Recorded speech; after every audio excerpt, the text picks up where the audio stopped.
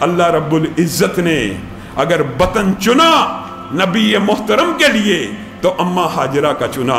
اماں ہاجرہ کے وطن سے حضرت اسماعیل پیدا ہوئے اور ان کی اولاد میں حضرت محمد الرسول اللہ صلی اللہ علیہ وسلم پیدا ہوئے. اسی نسبت سے نبی کریم نے ایک مرتبہ اپنے صحابہ کو کہا تھا جب تم مصر فتح کرنا ان کا اکرام کرنا. یہ روایات آپس میں ملا لی جائیں تو سمجھ آتی ہے کہ یہ فرعون مصر ہی تھا جس نے یہ حرکت کی اور اسی نے حضرت ہاجرہ کو عطا کیا، کیونکہ نبی کریم خود کہہ رہے ہیں کہ جب مصر کو فتح کرنا ان کے ساتھ عزت اور احترام والا معاملہ کرنا. کیوں؟ اللہ کے رسول کیوں کرے؟ کیونکہ میری ان کے ساتھ سسرالی رشتہ داری ہے. کون سی سسرالی رشتہ داری؟ امی ہاجرہ مصر سے آئی ہیں. یہ دیکھیں پیغمبر کی یہ نشانی ہوتی ہے. میں اور آپ اپنے آج کے سسر، آج کی ساس، آج کے رشتہ داروں کا احترام نہیں کریں گے، اور نبی کریم اپنی امت کو وصیت کر رہے ہیں کہ تم مصر کو فتح کرو گے ان قریب. اور بعض محدثین نے یہ بھی لکھا ہے کہ مصر کے ساتھ نبی کی 2 سسرالی رشتہ داریاں تھیں. ایک ماریہ قبطیہ بھی مصر سے آئی تھیں اور ایک امی ہاجرہ بھی مصر سے آئی تھیں. نبی کریم کیا کہہ رہے ہیں؟ میری مصر والوں سے سسرالی رشتہ داری ہے، ان کا احترام کرنا. سبحان اللہ. عمر بن عاص نے جب مصر کو فتح کیا ان کے 2 پادریوں کو بلایا، ان کو کہا یہ آپ کے گرجے آپ کی یہ جو کھیتیاں آپ کی، ہم صرف اس میں سے یہ ٹیکس لیں گے. حیران رہ گئے یہ کیسا فاتح ہے جو ہمارے اوپر ہماری ساری زمینوں پہ قبضہ نہیں کر رہا، ہماری عبادت گاہوں پہ قبضہ نہیں کر رہا. اس کی آنکھوں میں، دونوں لارڈ پادریوں کی آنکھوں میں پانی آ گیا. آپ نے ہمیں فتح کر لیا، آپ ہمارے حاکم ہیں، ہمیں ہماری زمینیں واپس کر رہے ہیں، ہمیں ہماری جائیدادیں واپس کر رہے ہیں. اگر یہی کرنا تھا تو حملہ کیوں کیا تھا؟ پھر ہمیں فتح کیوں کیا؟ اگر یہی معاملہ کرنا تھا بتا دیتے، ہم آپ کے ساتھ ویسے نیگوسیشن کرتے. عمر بن العاص نے کہا نہیں تو سمجھا نہیں، یہ جو تیری عزت اور احترام ہو رہا ہے نا، یہ میرے نبی کی وصیت ہے کہ ایک وقت تم مصر کو فتح کرو گے. جب ان کو فتح کر لینا تو ان کا عزت اور اکرام کرنا. تم ہمارے نبی کے سسرالی رشتہ دار ہو، اس لیے تمہیں زمینیں واپس مل رہی ہیں، اس لیے گرجے، عبادت خانے، درخت، مال مویشی واپس کر رہا ہوں. صرف اس ڈائلاگ کا سننا تھا. مصر کے اندر اس وقت 80,000 عیسائیوں نے اسلام کو قبول کر لیا، اور پادری کے منہ سے جو الفاظ نکلے وہ کتنے عجیب تھے. کہا اللہ کی قسم کیا واقعی تمہارے نبی نے یہ وصیت کی؟ ہاں ہمارے نبی نے، میں نے خود سنا نبی نے یہ وصیت کی تھی. کہنے لگا اللہ کی قسم ایسی وصیت کوئی اللہ کا رسول اور پیغمبر ہی کر سکتا. آپ بتلائیے اللہ رب العزت نے اس فتنے کے اندر سے، آزمائش کے اندر سے کتنی بڑی خیر نکالی. اس لیے میرے بھائیوں اگر کبھی کسی فتنے کا، برائی کا شکار ہو جاؤ، کسی اللہ کی طرف سے تقدیر کے مسئلے کے اندر گرفتار ہو جاؤ، پہلے بھی یہ بات آپ کے سامنے رکھ چکا ہوں، گھبرانا نہیں. ہو سکتا ہے اللہ رب العزت اس میں سے آپ کے لیے خیر و بلائی کا بے شمار کام نکال دے. یہ وہ تیسرا واقعہ ہے جو حضرت ابراہیم نے کی زندگی کے اندر. اور یہ بات یاد رکھیے، یہ بخاری شریف کی حدیث ہے، حدیث کی ہر کتاب میں موجود ہے. اس کا انکار کرتے کرتے قرآن کے بھی 2 مقامات کا انکار کر دیا کہ شاید یہ قرآن کی اس آیت سے ٹکراتا ہے کہ انہو کانا صدیقا نبیہ، اللہ نبی ابراہیم کو سچا کہہ رہا ہے. آپ کیوں کہتے ہیں خلاف حقیقت بات کی ہے؟ تو سن لیجئے، اسلام کے اندر بھی اور شریعت کے اندر بھی بعض مقامات ایسے ہیں جہاں خلاف حقیقت بات کرنے کی اجازت ہے. جب خلاف حقیقت بات کرنے کی اجازت اللہ دے دے وہ گناہ نہیں ہوتا، وہ گناہ ہی نہیں. جب گناہ ہی نہیں تو پھر آپ کو اعتراض کیا حضرت ابراہیم کی ذات کے اوپر. ان میں سے 5 جگہیں ہیں، ان میں سے ایک جو بات ہمارے معاشرے میں مشہور ہے، 2 باتوں بلکہ 3 باتیں معاشرے میں عام ہیں، 2 باتوں کا علم نہیں. ایک، جب فریقین کے مابین مسلمان فریق ہوں ان کے مابین صلح کروانی مقصود ہو. دیکھیے اپنے اپنے ضمیروں کو ٹٹولیے. حقیقت بات، ہم ہر کام میں رسول اللہ کی حدیث کے مخالف ہیں، ہر کام میں. لڑائی کروانی ہو نا دو بھائیوں کے مابین تو جھوٹ بیان کیا جائے گا، وہ تیرے بارے میں ایسے کہتا ہے، وہ تیرے بارے میں ایسے کہتا ہے، جھوٹ، لڑائی کرانے کے لیے جھوٹ کا سہارا۔ اور نبی کریم کیا کہہ رہے ہیں؟ جب دو بھائیوں کی صلح کروانی ہو، دو جماعتوں کی صلح کرانی ہو تو خلاف حقیقت بات کر دیا کرو۔ کیا مطلب؟ دو دل قریب لانے ہیں نا تو آپ کہہ سکتے ہیں، شریعت میں آپ کو اجازت ہے کہ یار وہ تو آپ کے بارے میں بڑا اچھا گمان رکھتا ہے، میں نے خود سنا تھا، وہ آپ کے بارے میں بڑی اچھے الفاظ سے تذکرہ کر رہا تھا، وہ بات اس کی اجازت ہے شریعت میں۔ آپ کو پتہ نا جھوٹ کتنا سنگین گناہ ہے؟ جھوٹ بولا رحمت کا فرشتہ 1 میل دور۔ نبی کریم نے کہا ہنسی مذاق میں نہیں بولنا، ہنسانے کے لیے نہیں بولنا، تکلفاً نہیں بولنا۔ یہاں تک جھوٹ کی ممانعت ہے، یہاں تک ممانعت ہے کہ والدہ کو منع کیا، بیٹے کو یہ نہیں کہنا ادھر آؤ میں تمہیں فلاں چیز دوں گی، اگر نہ دی وہ بھی جھوٹ ہے۔ جب جھوٹ اتنا سنگین جرم اور گناہ ہونے کے بعد اللہ کے رسول اجازت دے دیں کہ دو بندوں کی صلح کرانی ہو، دو جماعتوں کی صلح کرانی ہو تو خلاف حقیقت بات کر گزرو، ہمارا معاشرہ الٹا چلے گا۔ یقین کیجئے عینی مشاہدہ ہے، اللہ کی قسم لڑائی کروانے کے لیے جھوٹ بولا جاتا ہے، جھوٹ کا سہارا لیا جاتا ہے۔ بندے نے کسی کے بارے میں کوئی بات کی نہیں ہوتی، اس کو کہا جاتا ہے فلاں نے تیرے بارے میں یہ کہا، جھوٹ بول کے لڑائی کرائی جاتی ہے۔ حالانکہ اجازت اس سے اپوزٹ ہے کہ جھوٹ بول کے صلح کراؤ، خلاف حقیقت بات کر کے صلح کرانا جھوٹ نہیں لکھا جائے گا۔ دیکھیے یہ شریعت کا مزاج ہے، یہ اسلامی معاشرے کا مزاج ہے، یہ اجتماعیت کی مثال ہے، یہ خوبی ہے جس کو بعض ملحد خامی کر کے بیان کرتے ہیں۔ اس سے بڑی کیا خوبی ہو کہ مسلمان معاشرہ ایک رہے، بھائی آپس میں ایک رہیں، بھائیوں کے دل ایک دوسرے سے دور نہ ہو، مومن مسلمان ایک جسد کی طرح رہیں، اس کو ایک جسم کی طرح بنانے کے لیے خلاف حقیقت بات کرنا جائز ہے۔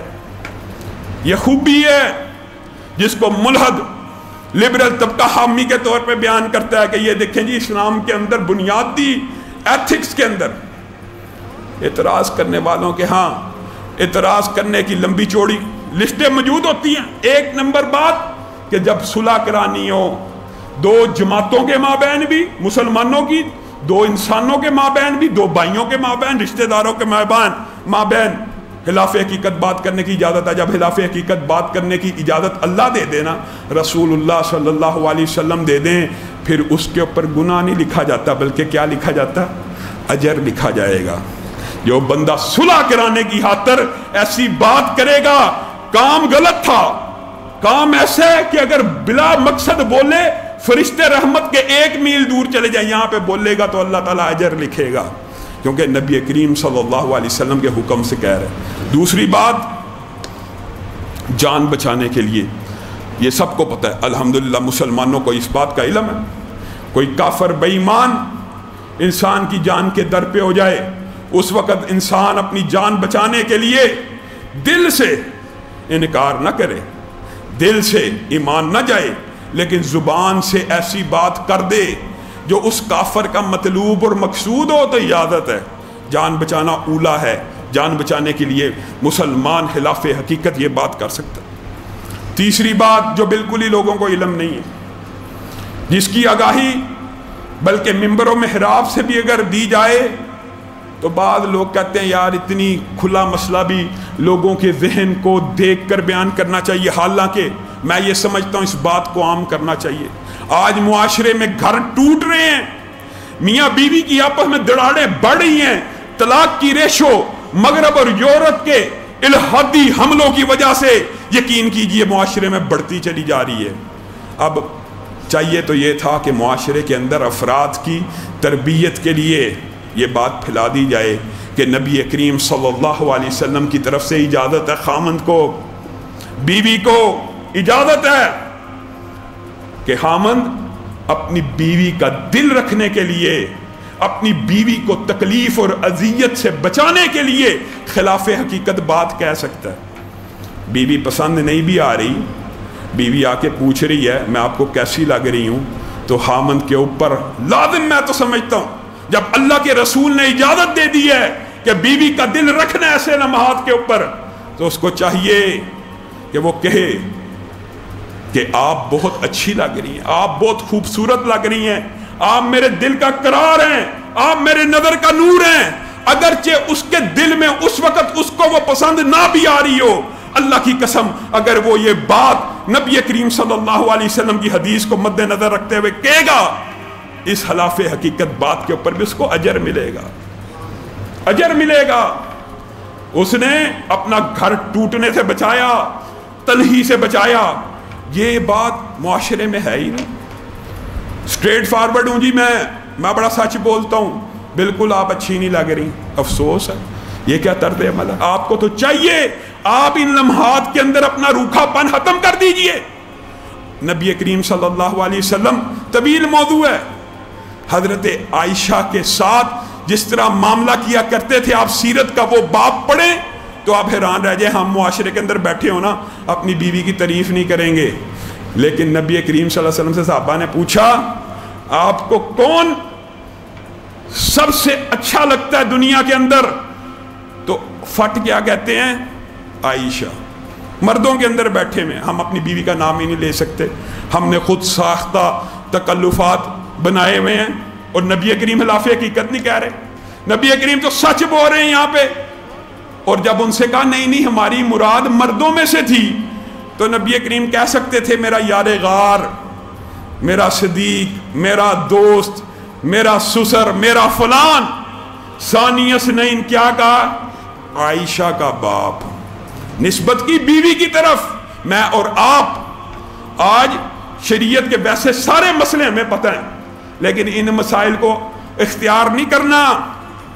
بالکل اپنے گھروں کو ٹوٹنے سے بچانے کے لیے اسلام اور شریعت نے آپ کو یہ اجازت دی ہے کہ آپ خلاف حقیقت، چاہے آپ کے دل کے اندر اس وقت اس کے خلاف جذبات موجود ہوں، آپ اوپر سے اس کے ساتھ محبت کے بول بول سکتے ہیں۔ اسی طرح بیوی کو بھی اجازت ہے، کیونکہ گھر بچانا اہم ہے۔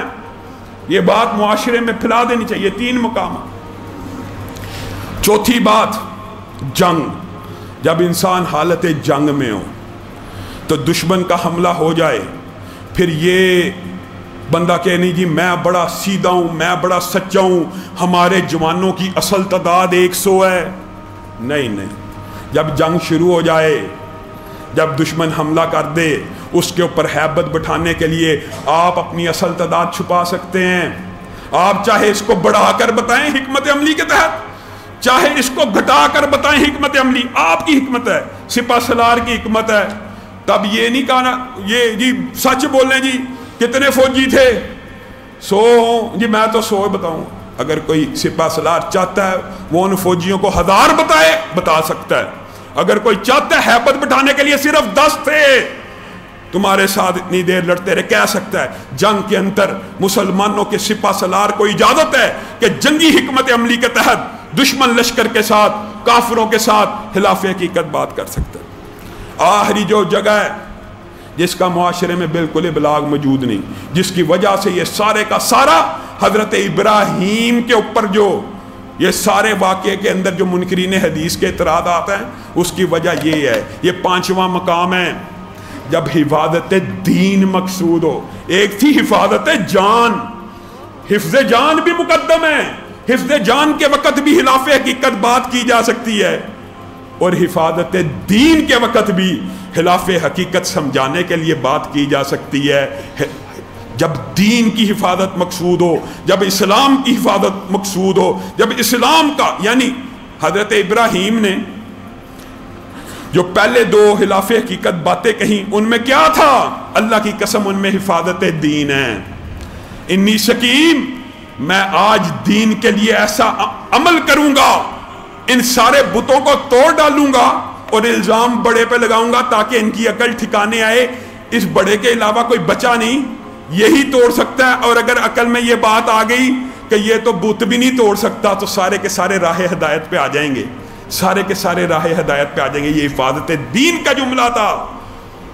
اسی طرح انی شکیم بھی حفاظت دین کے لیے ہے۔ تو مناظرانہ اسلوب کے اندر جب آپ کوئی واقعات پڑھتے ہیں کہ خلاف حقیقت بات کا مقدمہ رکھ کر بات مطلوب دین کی اصلاح اور دین کی حفاظت ہوتی ہے، تو اس وقت یہ بات کہنا خلاف حقیقت جائز ہوتا ہے. اللہ رب العزت جو کہا گیا جو سنا گیا اس کو سمجھنے کی توفیق عنایت فرمائے. لبیک اللہم لبیک لبیک لا شریک لک لبیک ان الحمد والنعمة